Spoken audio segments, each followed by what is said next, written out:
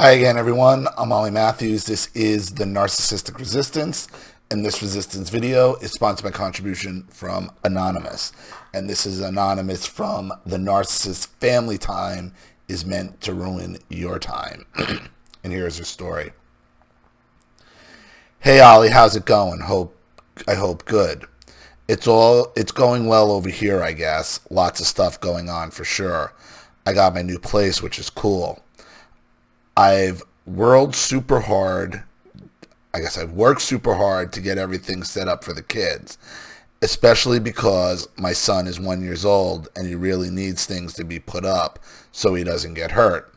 I got a really nice apartment, but I feel that I kind of got manipulated into it, and it's not a good feeling at all. I've been feeling kind of down, which is normal for me, honestly. And I've waited a while to share because oftentimes I will think I'm not understanding things correctly or I'm at fault in some other way. My aunt has helped me from the beginning of all this mess and that I am just now getting out of. I wrote in before and explained I was in a homeless shelter after having lost everything because of using meth and being in an extremely abusive relationship. I didn't tell my aunt that I was using drugs when everything was going on. I was ashamed, and the addict in me did not want to stop using. The mother in me tried desperately to stop, but either way, I did not want anyone to know that I was getting high. So of course, when social services came into the picture and took away my daughter, she found out.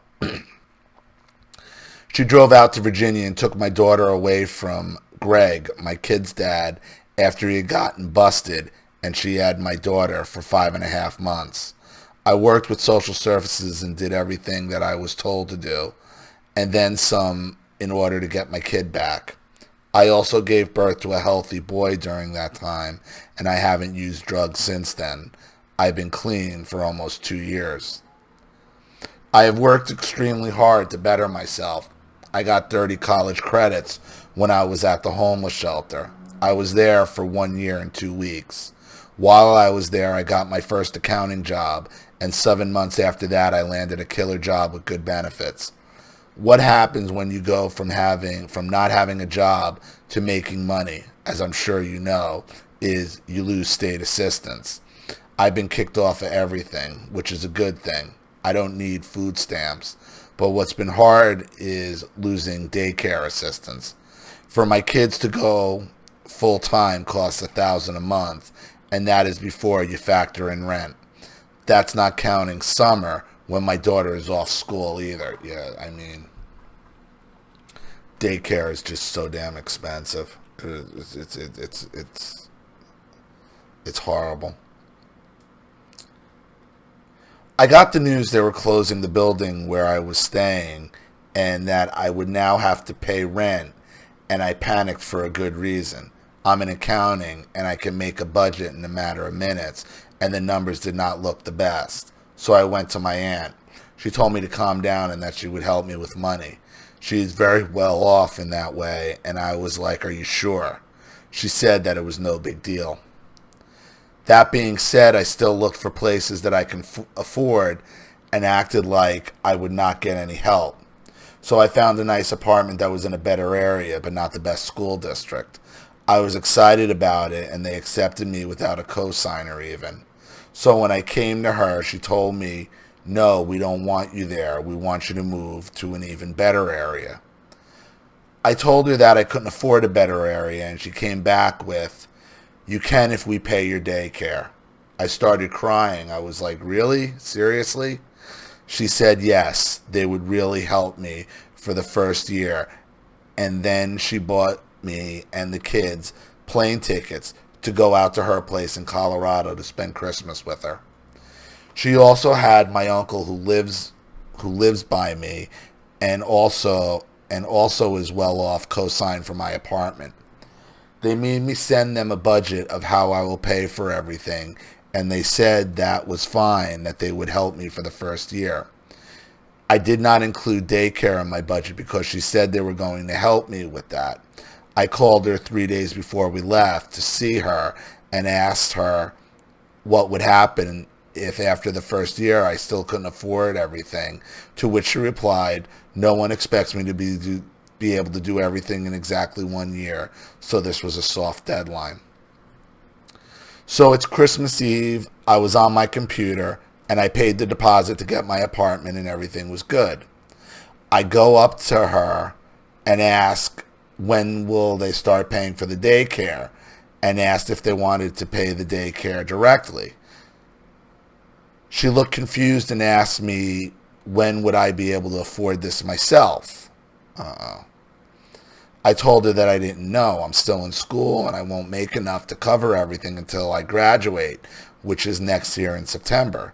She tells me that she had no idea that I needed help, and then goes upstairs to talk to her husband, who pretty much told me that they flew me and my children out to their home and bought us nice presents, and that they will not be helping me. What?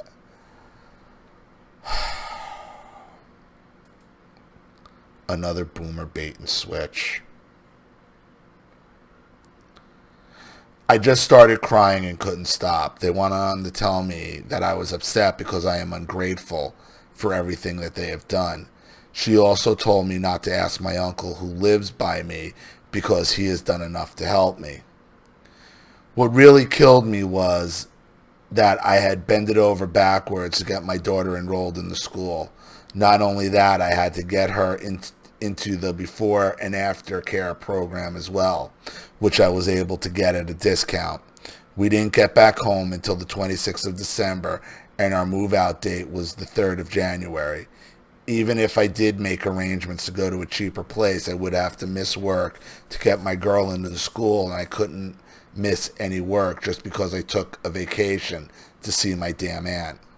Who does crap like this? Boomers. Boomers. Playing the carrot at the end of the stick game. They make you offers. They get you in a weak spot.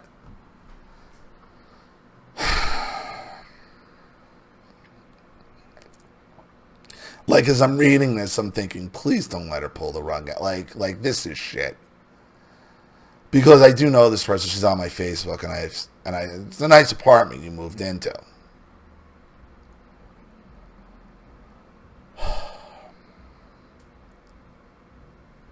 The worst part of the whole deal was being made to feel like I was an asshole.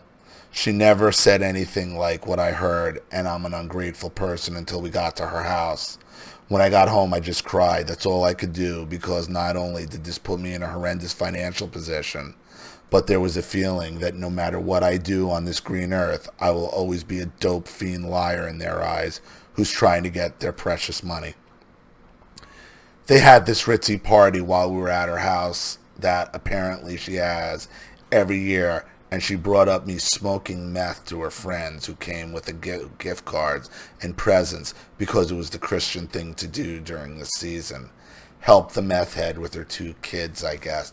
They're just using you to virtue signal. They're just using you to virtue signal to make themselves look good. At this point, I realize I can't go back in time and not use drugs. I can't undo what has been done, but I also know that I can't live with being a piece of crap on the floor that's only good for a kick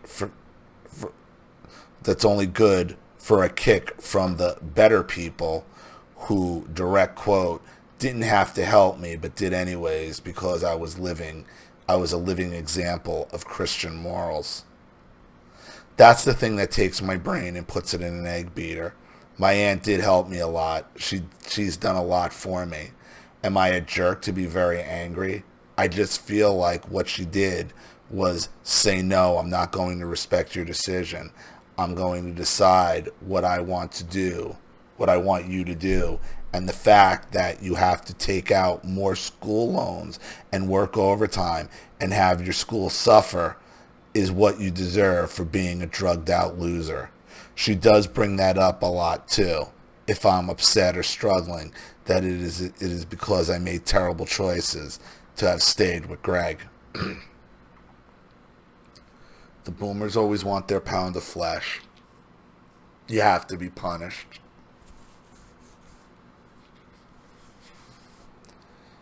I know that I didn't tell her everything in real time, but she knew about the cheating and told me that I still had to stay with Greg because I couldn't afford to care for my daughter and myself alone. This really bothered me. The shelter has an aftercare program that she lets you stay in a homeless shelter for over a year. Okay?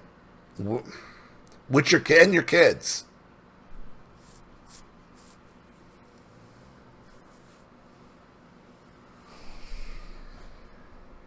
Where was she then? Where was she then? The shelter had an aftercare program that I participate in, and they were like, this is insane, and it is.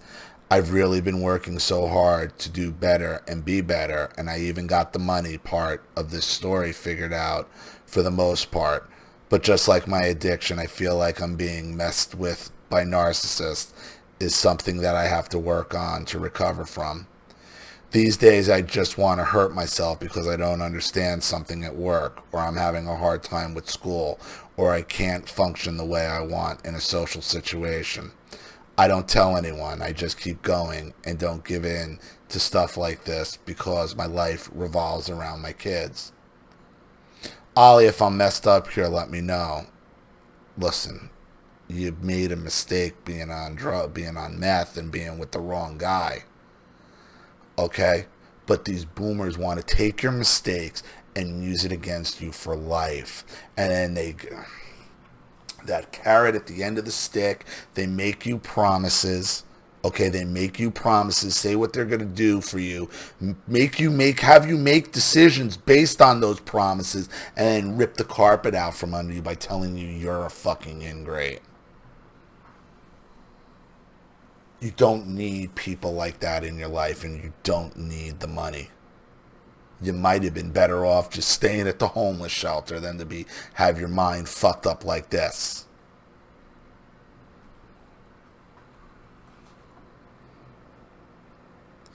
Understand, the boomer loves to pick you up and drop you.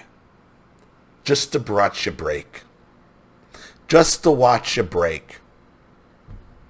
Because she was probably at her happiest when you were on drugs and they could look down their nose at you, and she could be this poor Christian Ann with her methed out daughter, with her methed out niece and nephew and her children, and she could play the whole fucking role over there as patron saint of bullshit.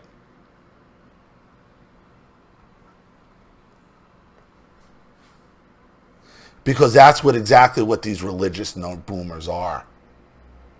Patron saints of bullshit.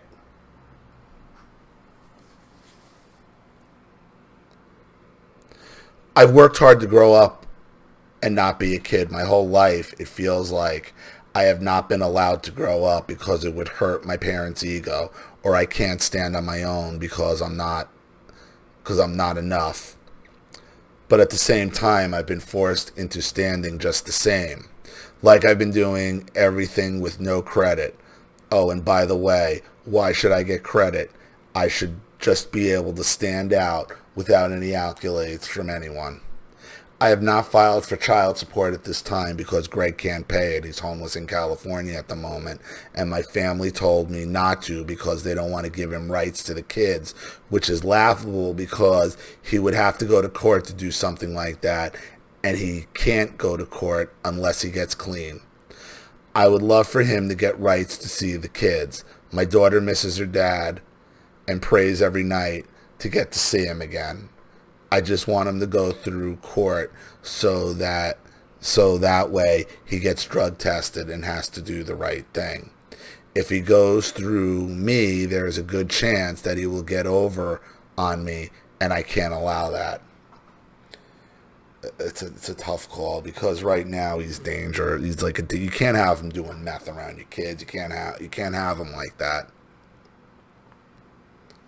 On the other hand, not having them, just your daughters not having their dad around just does damage in and of itself.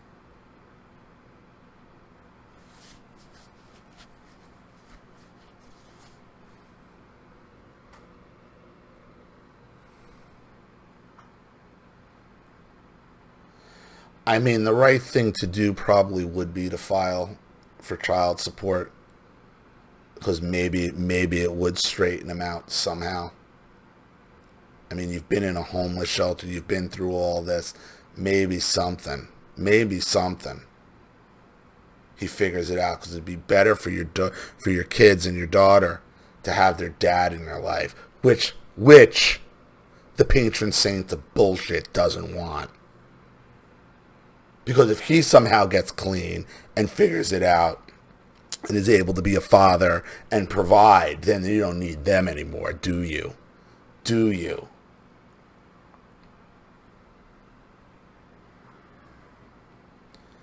On a lighter note, on the second day at our new place, I had gotten off work and my daughter came up to me when I went to get her from aftercare, and she asked, "Mommy, do we have to go to that old apartment?"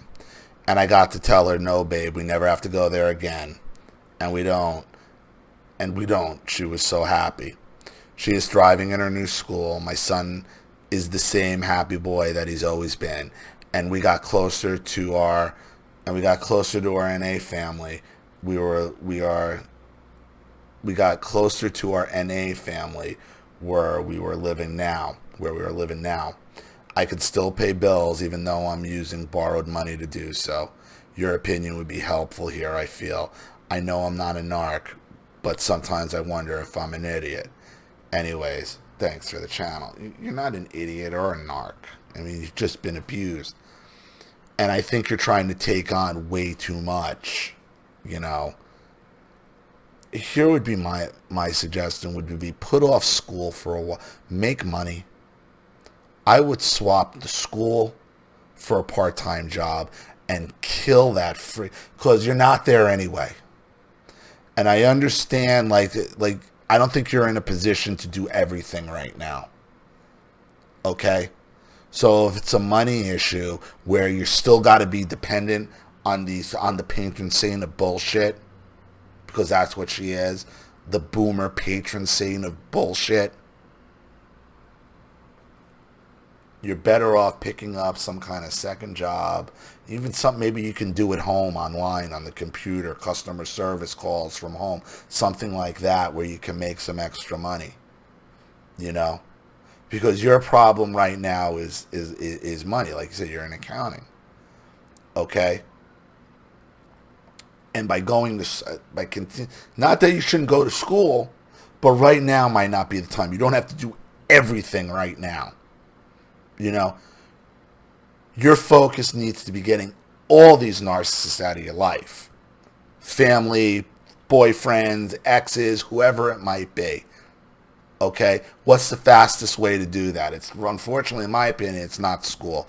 It is making more money if you can. And if you can swap out the schooling, which is, I guess, a negative because you got to pay for it, with some other kind of part-time job, something else where you don't need the patron saint of bullshit's money, I think that's probably the way to go. So, your apartment does look nice, though. I'm very happy for you for everything you've done. And, you know, I didn't realize, you know, for a while, you know, Anonymous has written in for a while, and, you know, she's always contributed. She's never asked for a sponsor, I don't think, even when she was in the homeless shelter. So you're good with money. Okay? Do what's best for you instead of trying to prove your worth to them. Because you're never going to prove yourself to the patron saint of bullshit. Alright? So, thank you so much for another contribution and story, Anonymous. I really appreciate it. Thank you to everybody watching. Please leave any opinions or advice in the comment section below. And again, if you want your story read on the channel, you have a topic you'd like me to cover, a narcissist you'd like to expose, you'd like to have a private video made, or you'd just like to make a contribution to the channel in general to keep it supported, growing, and successful, because this channel survives 100% on contributions from all of you. Without you guys, all this goes away. So if you like what you see here, and believe me, YouTube and Google are trying to make that happen sooner than later. So if you like what you see here and you want to see more videos like this, you know what to do with the PayPal and email links in the description box below. Also, please like and share this video wherever you can. Subscribe to my channel if you haven't. And be sure to click the subscription bell to be notified of all my video uploads. Also, be sure to follow me on the library app. Links are in the description box below as well. I'm Ollie Matthews. This has been The Narcissistic Resistance. Take care.